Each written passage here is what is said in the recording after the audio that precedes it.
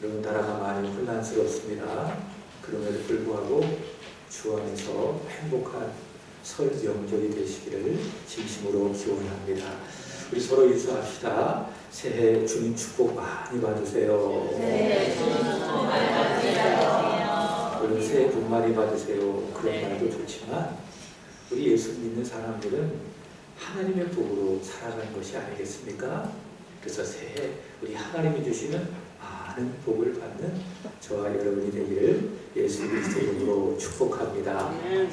신년 신방을 하면서 우리 성도들에게 강조했던 말씀이 있습니다. 받으신 분들은 아실 겁니다. 예수 잘 믿으세요. 그리고 예수 바로 믿으세요. 그 말씀을 신방을 하면서 전해드렸습니다. 그렇다면 여러분, 예수를 잘 믿고 또 예수를 바로 믿는다. 과연 무슨 의미일까요?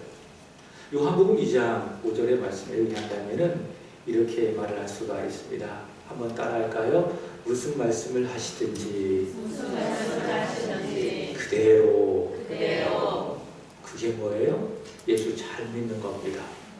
예수 바로 믿는 겁니다. 내 생각을 가지고 더하거나 빼지도 말고 선포되어지는 말씀에 또 여러분이 읽는 하나님의 말씀에 그대로 순종하는 게 뭡니까? 그게 예수를 잘 믿는 겁니다. 그게 예수를 바로 믿는 겁니다. 사랑하는 여러분, 그렇게 하시기를 축복합니다. 하나님이 우리에게 무슨 말씀을 하시든지 그대로 순종하는 여러분 되시기를 축복합니다. 그런 사람에게 하나님 가만히 계시겠어요?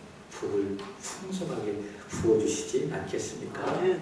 하나 더 말한다면 오늘 말씀 제목이기도 한데 예수를 잘 믿는다는 것이 무엇인가? 따라합시다. 예수를 바라봅시다. 예수 잘 믿는 게 뭐죠? 예수 바라보는 겁니다. 여러분, 꽃 중에 해바라기가 있습니다. 왜 해바라기인지 아십니까? 해를 바라본다. 그래서 해바라기라고 합니다. 비슷하게 우리는 어떤 사람이 되어야 되느냐? 주 바라기가 되어야 합니다. 어디에 있든지 무엇을 하든지 항상 주를 바라보는 주 바라기가 되어야 된다는 거죠. 이런 찬송이 있습니다. 어떤 찬송이 있는가 하면은 너는 어느 곳에 있든지 주를 향하고 주만 바라볼지라. 내가 어느 곳에 있든지 항상 내 시선이 주를 향하고 주를 바라보는 주 바라기가 되는 것. 그것이 무엇입니까? 그게 예수 잘 믿는 겁니다. 그게 예수를 바라보는 것입니다. 그래서 이렇게 정리해 볼 수가 있습니다. 어디에서 무엇을 하든지 항상 예수를 바라보는 그 사람. 예수께서 무슨 말씀을 하시든지 그대로 한다. 있습니까? 성경을 보면 항상 주를 바라보는 그 일에 올인한 사람이 있습니다. 우리가 이런 일에 올인 좀 했으면 좋겠어요. 내 유심을 채우는, 내가 바라는, 내가 뜻하는 그런 일에 우리가 올인하는 것이 아니라 이런 일에 올인했으면 좋겠습니다. 주를 바라보는 그 일에 올인을 했으면 좋겠습니다. 올인을 하니까 어때요? 그 일을 누구보다도 잘 하는 거죠. 주를 바라보는 일에 올인하고 그 일을 누구보다도 잘한 사람이 누구인가 하면은 다윗입니다. 그러니까 다윗은 항상 주를 바라보는 사람이었습니다. 다윗 전에 왕이 누구죠? 사울입니다. 여러분, 사울하고 다윗하고 차이점이 있습니다. 여러 가지가 있겠지만은 주님을 바라보았느냐, 바라보지 않았느냐, 거기에 차이점이 있습니다. 사울은요, 주님을 바라보지 않았습니다. 세상을 바라보고 사람을 바라보며 사람의 눈치를 보면서 그렇게 살았습니다.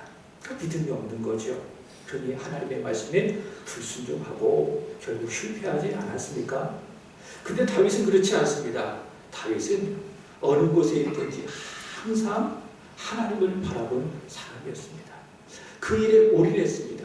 그리고 그 일을 참 잘했습니다.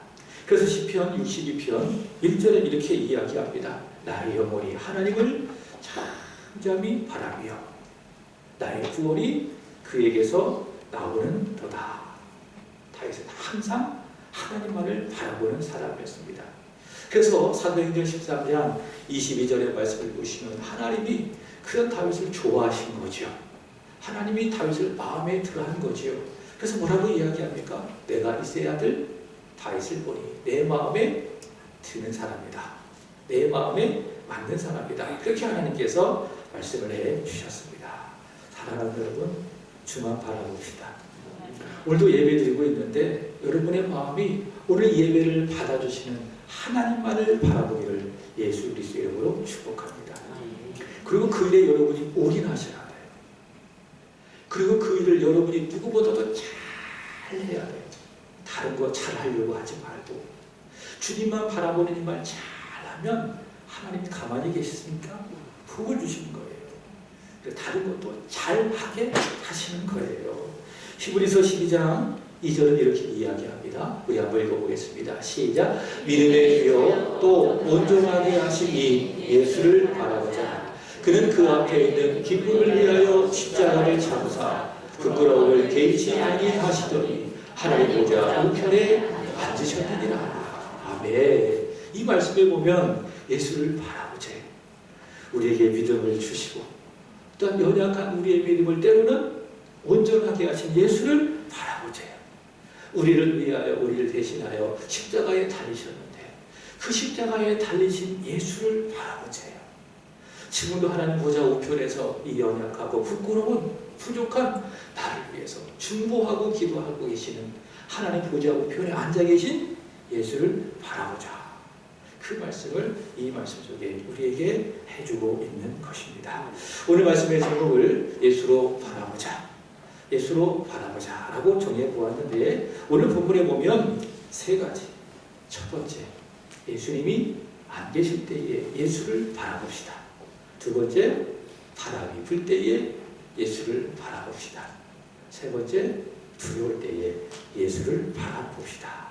우리 본문을 통해서 이렇게 정해보았습니다. 자, 첫 번째, 예수님이 안 계실 때 예수를 바라봅시다. 조금 더 정확하게 이야기할까요? 예수님이 안 계시다 느껴질 때, 예수님이 안 계신 것처럼 느껴질 바로 그때에 예수를 바라봅시다. 왜냐하면 여러분, 예수님이 우리에게 안 계신 적이 있을까요? 없을까요? 없습니다. 우리가 안 계시다고 느낄 일이 예수님은 항상 우리와 함께 계십니다. 그러나 우리의 믿음이 없어서 때론 예수님이 안 계시다 느낄 때가 있다는 거예요. 그때에 예수를 바라보자. 예수님은 항상 우리와 함께 계십니다. 있습니까? 요한복음 14장 18절에 보면 이런 말씀이 있습니다. 내가 너희를 고아와 같이 버려두지 아니하고 너희에게로 오리라. 예수님 우리를 절대로 버리지 않겠네요. 누구처럼? 고아처럼. 고아는 누굽니까? 부모가 버려진 자녀를 고아라고 하지 않습니까? 부모가 없는 자녀를 고아라고 하지 않습니까? 예수님 우리를 고아처럼 버려두지 않으시겠대요. 항상 함께 해 주시겠대요. 믿습니까? 이 말씀을 믿으시는 거예요. 그리고 예수께서 십자가에 죽으시고 부활하시고 하늘로 승천하실 때에 제자들에게 주셨던 최고의 약속이 하나 있습니다. 그 약속이 마태복음 28장 20절에 기록되어져 있는데 우리 함께 읽어보겠습니다. 시작. 내가 너에게 분부한 모든 것을 가르쳐 지키게 하라. 볼지어다 내가 세상 끝날까지 너희와 항상 함께 있으리라 하시니라. 아멘. 항상 함께 계시게 돼요. 언제까지? 세상 끝날 때까지. 믿습니까? 아, 그렇네. 세상에는 무엇이 있습니까? 끝이 있습니다. 드라마가 시작을 하면 진행하고 끝이 있는 것처럼 이 세상도 마찬가지입니다. 마치 하나님이 쓰신 드라마와도 같아서 무엇이 있을까요? 세상에 끝이 있는 겁니다. 세상 끝은 언제입니까? 예수께서 재림하실 그때에 세상에 끝이 오는 겁니다. 바로 그때까지 예수께서 우리와 항상 함께 하시겠다. 그렇게 약속을 하셨습니다. 그래서 여러분, 예수님은 지금도 우리와 함께 하십니다. 믿습니까? 과거에도 우리와 함께 하셨고 지금도 저와 여러분과 함께 하시고 그래서 여러분 예배 드릴 때 잘 들으세요. 왜? 예수님이 우리와 함께 계시니까 내가 드린 이 예배를 받으시니까 다른 생각하지 말고 반듯하게 나와 함께 계시니까 예수님께 예배를 잘 드리시는 거예요. 지금도 함께 하십니다. 믿습니까? 그리고 앞으로도 세상 끝날까지 우리와 함께 해주시는 겁니다. 그래서 여러분 예수님은 안 계신 것이 아니라 우리가 안 계신다고 느껴질 뿐이지요. 인정하십니까? 바로 그때에 예수께서 안 계시다고 내가 느껴질 바로 그때에 우리는 예수를 바라보아야 한다라는 말씀입니다. 오늘 본문을 보도록 합시다. 예수께서는 벳세다 광야에서 오병이어로 신비한 표적을 일으키셨습니다. 오병, 뭐예요? 떡 5개, 물고기 2마리로 예수께서는 남자만 5,000명을 먹이셨습니다. 남자만 5,000명을 먹이셨다고 한다면 여자와 그리고 어린아이를 포함한다면 적어도 10,000명 이상, 15,000명, 많게는 20,000명 가까이 아주 배불리 먹이셨습니다. 배고팠던 그들이 주님이 주신 양식으로 배불리 먹으니까는 흥분했어요. 흥분해가지고 어떻게 했느냐? 이분이라고 한다면, 이분을 우리의 임금으로 삼는다고 한다면 앞으로 배고플 걱정은 없겠다. 그래서 읽진 않았지만 요한복음 6장 15절 이 앞절이 있지요. 어떻게 했습니까? 무리들이 예수님을 붙들고 억지로 붙들고 임금을 삼으려고 했습니다. 이게 그들이 원하는 예수님이었어요. 그러나 여러분, 예수님은 그런 분이십니까? 단지 배고픈 그들을 배부르게 하시는 그런 정치적인 임금입니까? 아닙니다. 예수님은 누구십니까? 그들에게 영원한 생명을 주시는 왕이십니다. 하나님의 아들이십니다. 그리스도이십니다. 그래서 예수께서는 그들의 오해를 더 하지 않게 하기 위해서 어떻게 하느냐? 자, 마가복음 6장 45절의 말씀을 보시면 이런 말씀이 있습니다. 예수께서 즉시 제자들을 재촉하사 자기가 무리를 보내는 동안 배 타고 앞서 건너편 벳세다로 가게 하시고 무리를 다 보내는 겁니다. 왜? 붙어 있으면 오해를 하니까. 요즘에 저희 집이 싸움이 자꾸 일어나요. 왜 그러냐? 큰 아이하고 작은 아이하고 계속 다툽니다. 왜 그런지 아십니까? 방학이라서 계속 붙어 있다 보니까 티격티격 네가 잘했느니 내가 못했느니 계속 싸우는 겁니다. 제가 그래요. 아유, 빨리 방학 끝나야지. 그 붙어 있으면 문제가 거기도 그런가 봐요. 붙어 있으면 문제가 생긴 거예요. 무리들과. 그래서 예수께서 그들이 문제니까 그들이 예수님과 계속 붙어 있으면 예수님을 정치적인 메시아로 오해하니까 어떻게 하는 거예요? 무리를 다 보내시고 그리고 제자들을 재촉하셔서 얘들아 지금 벳세다 광야인데 배를 타고 저기 가버나움으로 가라. 그렇게 하셨다라고 하는 것은 사실이지요. 그리고 예수께서는 혼자 기도하시러 산으로 올라가셨습니다. 오늘 본문 17절 보도록 합시다. 다 같이 시작. 이미 어두워졌고 예수는 아직 그들에게 오시지 아니하셨더니 아멘. 예수께서는 제자를 재촉하셔서 보내실 때에 약속하신 거죠. 얘들아 먼저 가. 내가 곧 갈게. 그 약속을 하고 제자들을 보내신 겁니다. 약속하셨어요. 근데 약속하신 대로 예수께서 안 오신 겁니다. 자, 그런데 같은 내용을 기록하고 있는 마가복음 6장 47절, 48절을 보도록 합시다. 예수님 안 오셨어요. 근데 성경이 이렇게 이야기합니다. 같은 내용이에요. 다 같이 시작. 저물매 배는 바다 가운데 있고 예수께서는 홀로 물시에 계시다가 바람이 거스름으로 제자들이 힘겹게 놓아졌는 것을 보시고 밤 사경쯤 바다 위로 걸어서 그들에게로 오사 지나가려고 하시네. 아멘. 예수님 제자들과 안 계셨어요. 그러니까 약속만 하고 제자들과 안 계셨어요. 자, 근데 그때도 예수님께서 어떻게 하셨습니까? 제자들을 보고 계신 거예요. 47절 홀로 묻혀 계시면서 바람이 거스르면서 힘겹게 노를 젓는 제자들을 보고 계신 거예요. 그죠? 그래서요, 이게 모순적인 말인 것도 같지만 이게 정확합니다.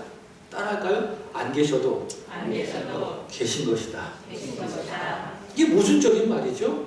안 계셔도 뭐예요? 계신 거예요. 조금 더 정확하게 이야기할까요? 육신으로는 안 계신 거예요.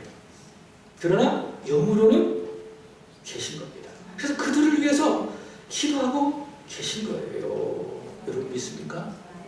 예수님, 우리가 육신적으로 우리와 계시지 않나요? 그렇지 않습니까? 예수님은 지금 그 육신을 가지고 하나님 보좌 우편에 앉아 계십니다. 육신은 우리와 계시지 않습니다. 그러나 영으로는 계십니다. 그 영이 무엇인지 아십니까? 성령님이십니다. 제가 오늘 새벽 기도 때 말씀을 전했는데 예수를 믿는 사람은 무엇을 받습니까? 그 배에서 생수의 강이 흘러나리라. 그 생수의 강이 무엇이냐? 요한복음 7장 39절의 말씀을 보시면 이는 그를 믿을 자가 받을 성령인 거예요. 그래서 예수를 믿으면 무엇을 받습니까? 성령님을 받는 거예요. 그래서 성령이 내 속에 계심으로 말미암아 하나님을 향하여 아빠, 아버지 그렇게 부르고 예수님을 향하여서는 나의 구주, 나의 하나님 그렇게 부르게 되는 겁니다. 그래서 여러분, 예수님 육신으로는 우리와 계시지 아니하셔도 성령으로 우리와 함께 계심을 믿게 되기를 예수 그리스도의 이름으로 축복합니다. 근데 우리가 믿음이 약해서 또 우리의 마음이 어렵고 힘들어지다가 보면은 또 현실적인 어려움과 압박과 문제가 나를 휘몰아치고 나를 붙잡다가 보면 어떤 생각이 드는지 아세요? 오늘 제자들처럼 예수님 안 계셔. 안 계신 것처럼 느낀 거예요. 그러나 여러분, 그때가 언제입니까? 예수님을 바라볼 때인 줄로 믿습니다. 예수님 안 계신다고 여러분이 느껴질 바로 그때가 언제냐? 아, 그렇구나. 내가 예수를 바라보아야 할 때구나. 믿으시고 예수를 바라보는 여러분 되시기를 축복합니다. 두 번째로는 바람이 불 때에 예수를 바라봅시다. 자, 오늘 본문 18절 보도록 하겠습니다. 다 같이 시작. 큰 바람이 불어 파도가 일어나더라. 아멘. 배를 타고 가버나움으로 갑니다. 근데 갈릴리 바다에 큰 바람이 붑니다. 갈릴리 바다라고 이야기하는데 본래는 호수입니다. 근데 왜 바다라고 그러냐? 크기 때문에 그러는 거예요. 그래서 가로가 12km, 굉장히 크죠. 세로가 21km, 매우 큰 호수입니다. 그래서 호수라고 부르지 아니하고 뭐라고 부르죠? 바다. 그래서 19절의 말씀을 보시면 바다, 갈릴리 바다라고 부릅니다. 자, 근데 이 갈릴리 바다는요, 사방이 산으로 둘러싸여 있대요. 가보진 않았어요. 언젠가 가볼 수 있겠죠. 사방이 산으로 둘러싸여 있습니다. 그리고 수면이 지중해 해보다 200m가 낮다고 합니다. 그래서 밤이 되면은 산의 기온이 툭 떨어집니다. 밤이 되면 기온이 툭 떨어지고, 그리고 바다는 수온이 높습니다.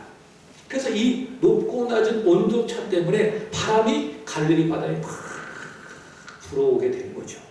불어오면서 엄청난 파도가 일어나게 되는 겁니다. 자, 근데 오늘 본문 말씀해 보면 큰 바람이 불었다고 이야기합니다. 거의 메가톤급 바람이 불었다는 거죠. 제자들이 탄 배를 전복시킬 만큼 강력한 바람이 불었습니다. 자, 오늘 본문의 말씀을 보시면은 인생에는 두 개의 바람이 있다는 것을 알 수가 있습니다. 첫 번째로는 순풍입니다. 본문에는 없지만요, 마태복음과 마가복음의 내용을 종합해 본다면은 큰 바람이 불 때에 제자들은 바다 중간까지 왔어요. 그리고 그때가 사경이라고 이야기하는데 밤 사경은 새벽 3시에서 6시 사이입니다. 자, 그렇다면 이들이 처음 주님의 명령을 받고 배를 탔을 그때에는 순풍이 불었다는 거죠. 그래서 순풍에 이들이 천천히 노를 저으면서 바다 중간까지 온 겁니다. 그때가 밤 사경인 겁니다. 여러분, 우리 인생에도요, 순풍이 불 때가 있습니다. 여러분, 그런 경험 있으시죠? 인생에 순풍이 막 불어올 때가 있습니다. 어떤 순간? 행복한 순간, 좋은 순간, 그죠? 그래서 순풍에 돛을 달듯이 막 잘 잘 되고 형통하고 이야 좋다 행복하다 이 순간이 영원히 있었으면 좋겠다 그런 순간이 있습니다. 참 좋은 순간. 그리고 누구나 순풍을 원합니다. 근데 여러분도 그렇고 저도 그렇고 인생을 살면서 인생에 순풍만 있습니까? 두 번째 무엇도 있습니까? 광풍도 있어요. 광풍도 옵니다. 목숨이 위태로운 만큼 광풍이 불기도 합니다. 마태복음 14장 24절의 말씀을 보도록 하겠습니다. 시작. 배가 이미 육지에서 술이나 떠나서 바람이 거스름으로 물결로 말미암아 고난을 당하더라. 인생에 불어오는 엄청난 광풍으로 인해서 물결이 일어나고 파도가 일어나서 감당할 수 없는 고난의 광풍을 여러분이 받을 때가 있다 없다? 있다. 그 광풍을 맞아본 적이 있습니까?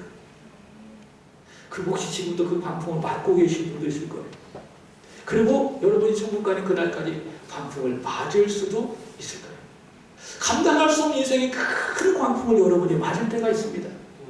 어떤 분들은 경제적인 광풍을 만나가지고 이렇게 하지도 못하고 저렇게 하지도 못하고 어떤 분은 갑자기 건강이 악화가 되어져서 건강의 광풍이 내 인생에 불어오기도 하고 어떤 분들은 사랑하는 자녀에게 문제가 생겨서 자녀의 광풍이 불어서 고통을 당하기도 하고 인생에 여러 광풍을 만나고 고난을 당하는 것을 볼 수가 있습니다. 그래서 우리 인생에는 이 두 가지의 바람이 부는 거예요. 순풍이 불기도 하고 광풍이 불기도 하고. 자, 그런데 전도서 7장 14절에 보면 이런 말씀이 있습니다. 자, 이 말씀을 기억하세요. 형통한 날에는 기뻐하고 곤고한 날에는 되돌아보아라. 이 두 가지를 하나님이 병행하게 하사 사람이 그 장래의 일을 능히 헤아려 알지 못하게 하셨느니라. 자, 이 말씀을 통해서 본다면 형통한 날, 이게 뭐죠? 순풍. 곤고한 날, 이것이 무엇입니까? 광풍. 우리 인생에 이 두 가지가 항상 있다는 거죠. 인생에 순풍이 있다면 반대로 인생에 광풍이 있다. 그러니까 순풍을 만나다가도 갑자기 광풍이 불어오기도 하고 또 그 광풍을 잘 넘어갔더니 또 순풍을 불게 하고. 자, 근데 전도서 기자는 뭐라고 이야기하느냐? 하나님이 이 두 가지를 병행하게 하셨다. 그래서 이렇게 이야기할 수 있죠. 인생의 순풍도 하나님이 주신 것 믿습니까? 반대로 인생의 광풍도 하나님이 주신 것 믿습니까? 그걸 믿으셔야 돼요. 우는 일은 없는 거예요. 인생이 잘 된다고 해서 여러분의 힘으로 여러분의 능력으로 잘 됐다고 생각하지 마십시오. 하나님이 주신 거예요. 하나님이 불게 하시는 순풍인 거예요. 그만할 필요가 없어요. 반대로 인생의 광풍이 분다고 해서 낙심하지 맙시다. 누가 주셨어요? 하나님이 주신 거예요. 하나님이 주실 때 나쁜 거 주실까요? 아닙니다. 좋은 거 주신 거예요. 그래서 광풍은 절대로 나쁜 것이 아니에요. 전도서 7장 14절의 말씀처럼 순풍도 하나님이 주신 것이야. 광풍도 하나님이 주신 것이요. 그래서 여러분의 인생에 순풍이 불 때도 광풍이 불 때도 여러분 살아계신 하나님의 아들 예수를 바라보시길 예수 그리스도 이름으로 축복합니다. 왜 그렇게 하셨을까요? 바라보라고. 인생의 순풍을 바라보셨을까요? 너 잘나서 그런 거 아니야. 나로 인하여 그런 거거든. 나를 바라봐. 그래서 인생의 순풍이 불어올 때 잘 될 때에 여러분 예수를 바라보잖아요. 그럼 자만이 꺾여요. 교만이 꺾여요. 내가 잘나서 이런 것이 아니로구나. 겸손해질 거예요. 순풍이 불 때 예수를 바라보면. 근데 순풍이 불 때에 나를 바라보고 내가 가진 조건을 바라보니까 자만해진 거예요. 내가 그럴듯한 사람, 내가 멋진 사람이서 이런 일이 일어난 거예요. 교만해진 거예요. 그러나 순풍이 불 때에 예수를 바라보는 사람은 겸손하게 되는 거예요. 그 반대로 인생의 광풍이 불 때에 어떻습니까? 예수를 바라보면 얼마나 큰 광풍이 내 인생에 분다 할지라도 물결로 말미암아 고난을 당하는 제자들처럼 죽을 위기에 처한 광풍으로 맞은 제자들처럼 큰 위기에 처해 있다 할지라도 이 광풍이 하나님에게서 온 것이니 내가 하나님을 바라보리라 라고 믿음으로 말미암아 절망하지 않는다는 거죠. 낙심하지 않는다는 거죠. 그래서 소망 가운데 기도하는 겁니다. 하나님 앞에 나와 기도하는 겁니다. 그리고 그 기도를 멈추지 않는 겁니다. 그리고 소망을 갖습니다. 하나님이 역전시킬 거예요. 하나님이 결국에 좋게 하실 거야. 로마서 8장 28절의 말씀처럼 합력해서 하나님은 선을 이루실 거야. 인생의 광풍을 맞이할 때 예수를 바라보는 사람, 그런 믿음을 갖게 된다는 것입니다. 마지막 세 번째, 두려울 때 예수를 바라봅시다. 오늘 부분 19절을 보도록 하겠습니다. 다 같이 시작. 제자들 노를 저 12월쯤 가다가 예수께서 바다 위로 걸어 배 가까이 오심을 보고 두려워하거늘. 아멘. 지금 제자들은 광풍이 불어서 두렵습니다. 너무 무서운 겁니다. 더 두려운 것이 있습니다. 마태복음 14장 26절을 보도록 하겠습니다. 마태복음 14장 26절 함께 보도록 하겠습니다. 시작. 제자들이 그가 바다 위로 걸어오심을 보고 놀라 유령이라 하여 무서워 소리 지르거늘. 아멘. 그 어두운 밤, 가장 어두운 그 밤 사경에 한 분이 이렇게 바다 위로 걸어오는 거예요. 얼마나 무서웠겠어요. 그래서 뭐라고 이야기하죠? 아, 유령이다! 라고 하면서 무서워하면서 소리를 지르는 거예요. 얼마나 두렵고 무서운 순간입니까? 큰 광풍이 불어서 목숨이 위태위태했던 그 순간에 저기 멀리서 사람이 없지 않아가 저렇게 가까이 오니 막 털이 막 쭈삣 서고 얼마나 무서웠겠어요. 그냥 막 서로 외치는 거야. 유령이다! 유령이다! 유령이다! 얼마나 두려운 순간이 아닐까요? 이 요한복음을 전하고 묵상하면서 저는 예수님이 이런 생각이 들어요. 참 용감하시다. 참 담대하시다. 그래서 내가 예수를 믿는구나. 이런 생각을 합니다. 요한복음 5장의 말씀을 보시면 어떤 사건이 있죠. 예수께서 38년 된 병자를 고치신 사건이라 합니다. 근데 그날이 언제였는가 하면 안식일이었어요. 그래서 유대인들이 그 표적을 보면서도 안 믿는 거예요. 왜? 안식일에 하지 못할 일을 하는 저분은 하나님에게서 온 사람이 아니야 라고 하면서 예수를 안 믿는 겁니다. 그래서 예수께서 그들에게 뭐라고 말씀하십니까? 내 아버지께서 일하신 이제까지 나도 일한다. 그들의 마음에 더 불붙는 말씀을 하시는 거예요. 그들이 어떻게 했을까요? 아, 그렇습니다. 주님은 하나님의 아들이십니다. 이렇게 했을까요? 아닙니다. 어찌 저가 하나님과 자신을 동등됨으로 삼느냐? 내가 하나님을 모독하고 있구나, 신성 모독하고 있구나 라고 하면서 예수를 죽이려고 하는 거예요. 그럼에도 불구하고 예수님 그들에게 복음을 전하신 거예요. 죽을 위기 속에서도 예수님 자신이 하나님의 아들이심을, 그리스도이심을 담대하게 복음을 전하는 겁니다. 요한복음 7장에서도 마찬가지입니다. 예수께서 초막절에 유대로 올라가셨습니다. 유대인의 예수님을 잡아 죽이려고 합니다. 근데 예수께서 어떻게 하셨죠? 어제의 말씀이기도 합니다.